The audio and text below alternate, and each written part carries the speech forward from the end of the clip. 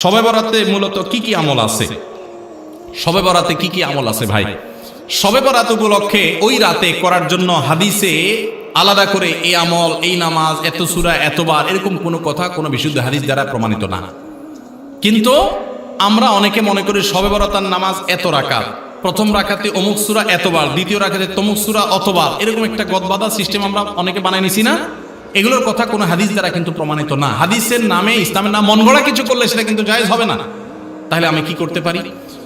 মধ্য শাবানের রাত, যেটাকে আমরা শবে বরাত বলি, এই রাতে আল্লাহ তাআলা বান্দাদেরকে সাধারণ ক্ষমা ঘোষণা করেন। এই রাতের একেবারে কোনো মর্যাদা নাই, ব্যাপারটা সেরকম না। মর্যাদা হলো যে আল্লাহ তাআলা বান্দাদেরকে সাধারণ ক্ষমা ঘোষণা করেন। তবে যার ভিতরে অন্যের প্রতি হিংসা আছে, শত্রুতা আছে, তাকে আল্লাহ মাফ করেন না। আর যে শিরকে লিপ্ত, আল্লাহ তাকে মাফ করেন না।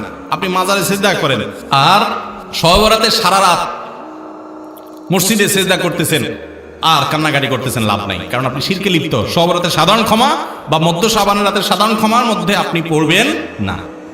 এই জন্য শবে বরাতে আল্লাহ তাআলা সাধারণ ক্ষমা যদি আপনি পেতে চান, তাহলে আপনার কি করতে হবে? আপনার নিজেকে শিরক থেকে মুক্ত করতে হবে। শত্রুতা বিদ্বেষ কারোর প্রতি রাখা যাবে না, সবাইকে মাফ করে দিতে হবে।